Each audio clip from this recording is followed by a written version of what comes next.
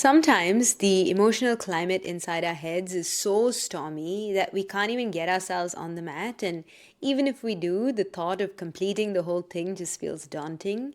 I mean, most times you're able to somehow just get going, and after a few sun salutations, you feel like, okay, I can do this thing, and you're out of that thinking mode. But other times, there's a few times, and I've experienced this myself after years of practice, where you just can't practice, you can't get yourself to go through the postures, and there's just this disconnect that you feel. Now, I just want you to hear this loud and clear. It's not your fault, and I don't want you to go looking for another YouTube video to follow. Just put me on full screen, listen to this video, because by the end, you'll have a simple protocol that you can follow to really immerse your senses into the present moment and at least utilize that time more efficiently. Because if you just end up forcing yourself into the shapes, you'll just create this kind of vritti, you'll create this imprint inside of you that, yoga is something that's not pleasant, that you just force yourself to do. So I want you to have a good experience. If you're new here, I'm Sushmita, but you can call me Sushi, and I help busy minds just master mental stillness through the practice of Ashtanga Vinyasa Yoga. And if you don't feel connected at the moment, like you've been trying to practice for a while and every single time you get on the mat, there's just this feeling of disconnection, I want you to really understand what the real issue is. And the real issue is not like you're bad at yoga, that you're not flexible enough. It's just that you can't access your internal dialogue. This part of you that has inner refinement, you just can't access it at this present time or in that moment when you're on the mat. And you'll remain disconnected unless you really do something to address the root problem of that disconnection. And the root problem of disconnection comes from the senses or the indriyas just going out into the world instead of doing what it can to stay within the confines of the body. And sense immersion is really the first step. And the practice of Ashtanga really trains you super well because it isolates these different senses and trains them individually. But if your field of perception is just occupied with thoughts, with worries, with sounds from the environment, then in order to truly interrupt the thoughts, you need to have something meaningful. You need to have something powerful. You need to have something that pulls you away from the thoughts. And when you look at the word emotion, E plus motion, I'm sure you've heard of this and like some self-help guru has told you this before, but basically it moves your attention towards something that evokes like emotion in you. And that's the way that our attention moves. So for us to interrupt the thoughts where our emotion is moving to, we need to have a stronger emotional movement towards something else. We can't quite just ask the mind to shut up and it'll just shut up. Especially if you have a busy mind like me, that's not working. So we need to get creative and we need new solutions. And you can't think your way out of this. You can't just use your prefrontal cortex to just tell yourself, you can do this and this is so stupid, you shouldn't be thinking about this. Because in the end, it's an embodied practice. And in order to truly, truly metabolize whatever emotion or whatever thing is just occupying your internal landscape, you should allow it to almost like wash through you like a wave and allow it to crash, because that's when it really, truly leaves your system. Because otherwise you're just going to go through the practice, and if you go through the practice with these thoughts, these disturbing thoughts, whatever is looping in your mind, you'll end up reinforcing those thoughts because you have more space, because you're just doing something physical and you'll keep thinking about it, and you'll end up associating that thought or that negative mental loop with what you're doing on the mat. And then the next time you come back to the mat, it's going to be harder, and you don't even realize how linked these two things are. But I've seen this time and time again. My students inside the Yoga Mastery program, when they come to me and they're just beginning their practice, and I notice, by the time they get to triangle pose, their hand has gone wonky and their mind is somewhere else. I almost try and just get them to see that these are two separate things. There's a mind and there's a body, and to notice the disconnection, to notice how their mind is saying something and the body is not able to follow, because that's really the first step, to notice there's a disconnection, so then we can do something to actually address that. And the way to address it for me is just to work with your five senses. So now I'm sure you've heard of the five senses. You probably learned this in primary school. But touch, sight, taste, smell, and sound are the five senses. And by immersing yourself in these five senses, you really understand that it brings you back to the present moment. And this isn't just some like 5-minute mindfulness hack. This is truly the way in which you experience the world. We experience the world through these five senses, but the mind or the brain and all of its, memories and projections into the future, so imagination and memory, is what makes sense out of the things that are coming through the senses. So if we can control what is being inputted into the system, then the meaning-making thing upstairs needn't work so hard to like produce an experience for you. So first, let's start with just touch, because that's kind of the most tangible, easy things to work with. So I want you to kind of sit down and just feel your ground. So notice like the way in which your rib cage is moving as you're breathing. Don't try and control your breath yet. It's going to be really hard. Just notice as I'm breathing, how is my rib cage? Is it rising up and down? Is it moving sideways? Am I kind of shallow and it's not even like moving at all? And then once you notice you felt your ground, you feel, the stable, wide base, you've seen the way that your rib cage is moving, then I want you to kind of just feel your extremities. So your fingers and your toes. I want you to kind of see like where do the limits of my body lie? And if you can do this, then you'll see this is me, this is what I have, and then everything else is outside of me. And if you can do this, then you kind of have a sense of, okay, this is me, this is what I can control, and this is what I can't control. I like to use like warmth to kind of bring myself back to the present moment. So if I'm feeling too much like in my head before I start to practice, I'll just go take a really warm shower.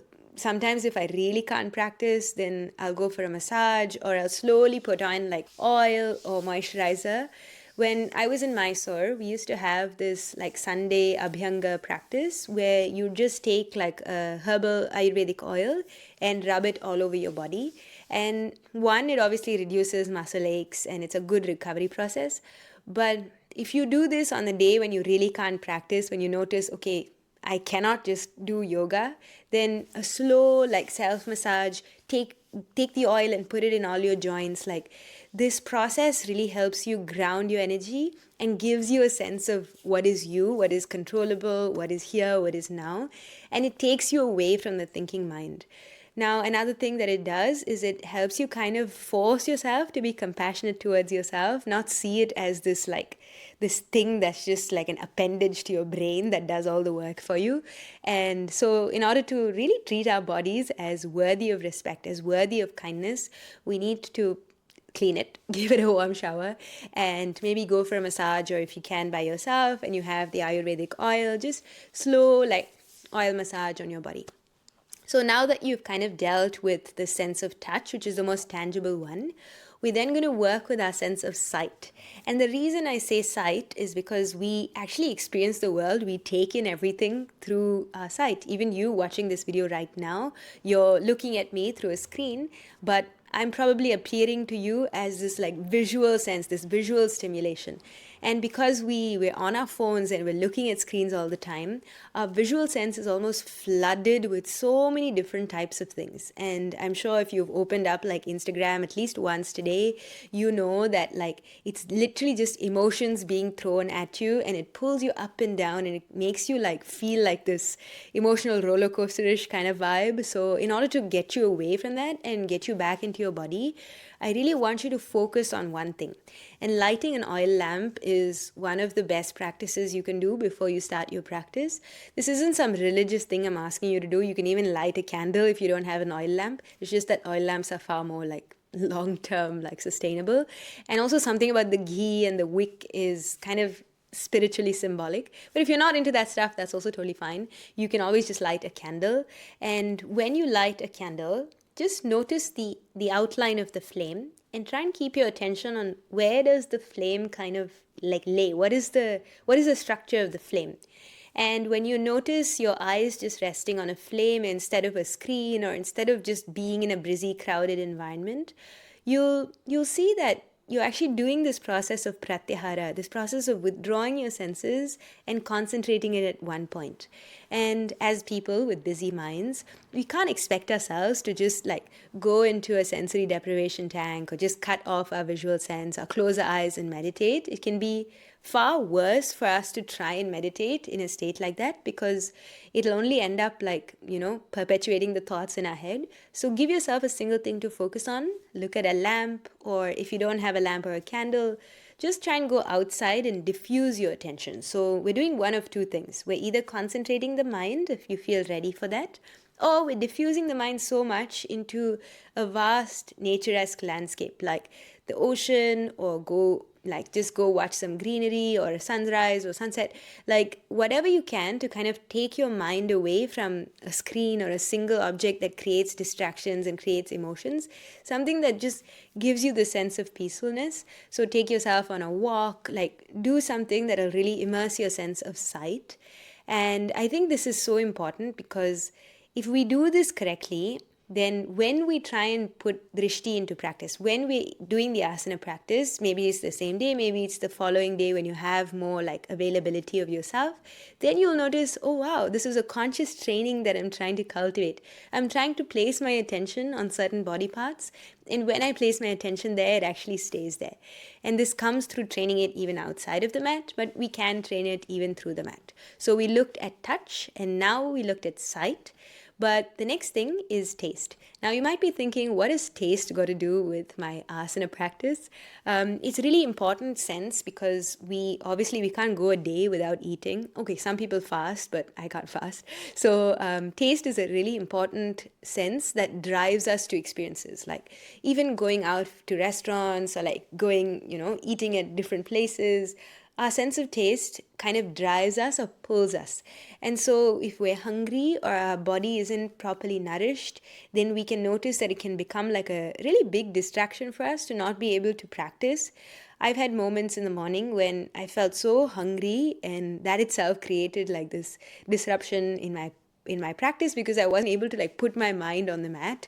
So in those cases, what I like to do is have a really small snack, like nuts. Like I just take 8 almonds, I soak the almonds overnight, and I have almonds.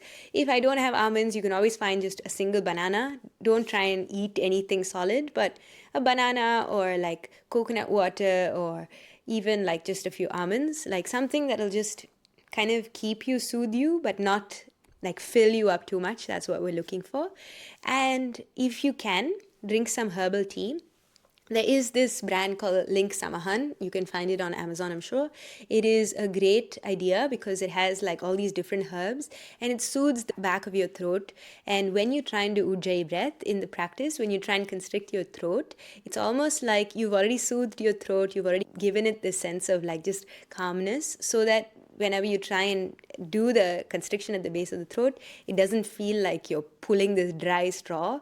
It's almost like, it's already like coated with honey, with all these different herbs that are granulated inside the packet. So try and look for it. It's called 𝐿𝐸𝐸𝐸. You can find it in most, like, I'm sure you can find it on Amazon. But anyway, drink tea, or like keep yourself full, because your sense of taste will drive you or pull you away from the practice really quickly. And then we've got a sense of smell. Now, this is a really important one. Some of us have like a sense of smell like a dog, and others of us just don't even care. Regardless of which end of the spectrum you lie in, it still helps to bring your mind to a light, like incense smell in the room. So light some incense, like make sure that the sense of smell feels immersed, because not only does it purify the space, it also gives your mind a certain shift from yoga being like any other mundane activity that you're doing to something sacred, something like that's different from the normal activities that you go through. So light some incense so that your sense of smell is immersed. And then the other thing I like to do with just clearing up my nose is when I wake up in the morning, I use a neti pot, and you can buy this on Amazon. It is basically like a ceramic pot where you fill a little bit of a saline solution into it, and you just kind of tip your head and you put it through one nostril, it comes out through the other, and it clears up the sense of like any congestion or any kind of just stuckness in your nasal cavities. I've seen it work wonders for people who even have like hangovers and who have stuckness from just being out and traveling a lot. So if you're struggling with just breathing efficiently and you want to like clear up your sense of smell, then make sure you try and just buy a neti pot. They are quite inexpensive. You can find them on Amazon. And some pure saline salt. Don't try and use like cooking salt that you've used, your masalas into. Make sure you've got like pure saline salt. There's even like small sachets you can buy. But if you can't buy them, then you can still kind of use salt, but use pure salt and don't cook with it at all. The next one is, of course, the sense of sound. The sense of sound is like the thing that immerses us most immediately, because even if you hear a car in the background or the dogs barking, that can pull you away from the present moment. And without us even realizing it, we don't give ourselves the chance to truly like direct our attention, because the sense of sound is so immediate. It pulls us away so easily. So choose a single chant, something that's repetitive. And it's so important to use a Sanskrit chant that has a strong vibrational code. I can't explain it other than the fact that it just kind of it dislodges the thoughts in your brain and it brings you to the present moment. I've been doing like sadhanas of specific chants like the Hanuman Chalisa or the Gayatri Mantra, the Lalita Sahasranama, Vishnu Sahasrama. Like you can choose many of these chants. I'm sure like, if you come from an Indian background or you ask one of your Indian friends, they'll be able to tell you their favorite chant. But one of the most powerful ones has definitely been doing the Hanuman Chalisa for me and the Lalita Sahasranama chant. These two, I used to like really rebel against it because I grew up in such a traditional background. But now as an adult, when I come back to these practices as a way to not like be religious, but rather to train my mind into a state of present-mindedness, I really think sound has a huge role to play in that. And that's why, even though traditionally, like we practice in silence, sometimes the low level music that I play in my classes kind of aids people to bring them into the present moment. So just to recap before I go ahead, we looked at the sense of touch with just feeling our ground or taking a warm shower if you're not able to practice, with the sense of sight to maybe go outside and kind of, look outside or look at a single candle flame. Drink samahan to kind of soothe your throat, or drink just any tea, and then light some incense for your sense of smell. Play a single vibrationally powerful chant like Lalita Sahasrama or like Hanuman Chalisa, whatever you want. And then once you do all of this, once you've actually immersed your senses fully by addressing each one of them, I want you to then kind of just drop the time frame. The days in which we really can't practice, the days in which we really can't get our like mind to stop thinking, is the days when somewhere we have time pressure that's taken over the immediacy of the moment. So I want you to just completely drop the time frame. The time in which you can get it done can feel like this long stretch of time, and we almost have to drop the time frame where you say, okay, between 7 a.m. and 10 a.m. every day, I'm going to practice yoga, and whatever gets done in that time gets done. And if nothing gets done and I just end up immersing my senses, then it's time to move on. You've done your practice. So I want you to kind of stop worrying about practicing for 20 minutes a day and checking off some imaginary like checklist. Because even if you did practice 4 to 5 times a week regularly, and if you're not seeing progress, by 11 a.m. you're snapping at your coworker, you don't really like find that it's helping you like as a holistic practice, you don't really understand how the philosophy is translating into the physical asana practice, then it's not working. So I really want you to think of this as not something that you need to do for 20 minutes, but rather just completely drop the way you think it should look.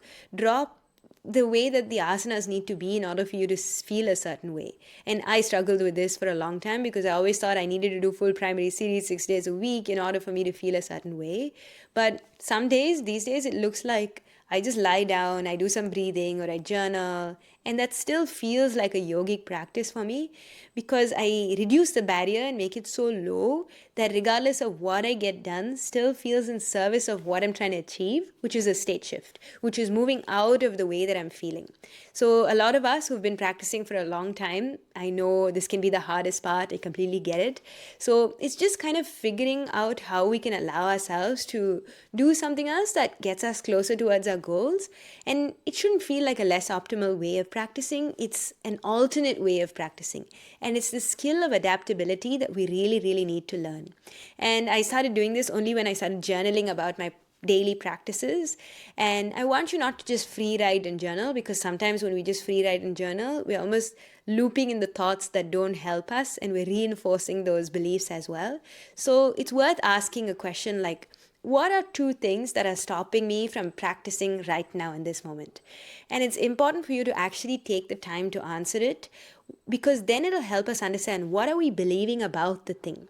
What are we believing about the yoga practice? Is it that we think we don't need it, that we should try something different? Like, don't think of it as just your behavior-based belief. Think of it like, what do you think about the domain of yoga? What do you think about the whole act of stepping on your mat? Because your belief about yoga itself, or Ashtanga yoga itself, will then inform your identity about that thing, whether you are an Ashtangi or not, whether you are a yogi or not. So don't just write about your behavior, don't just write about what's happening in the present moment. Actually question the very root of the belief, and that will be the key to understanding why you've developed that identity and why that identity is then informing the behavior. So stop and just ask yourself, right now, what are 2 things that are stopping me or preventing me from actually practicing? And if you do this for a while, you'll start to realize, wow, this is the real reason I haven't been able to practice.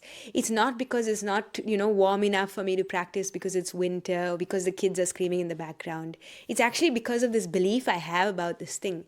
And if you do that even one day, and the next day you're able to practice like how you used to practice 6 months ago, then you've done yourself a huge service by not practicing and by staying true to the goal of the practice. Because I used to literally believe that if I didn't practice, I would get fat, I would die, like something bad would happen. And it's really not true. Especially as women, as people with busy minds, we love our routines. We are so attached to our routines.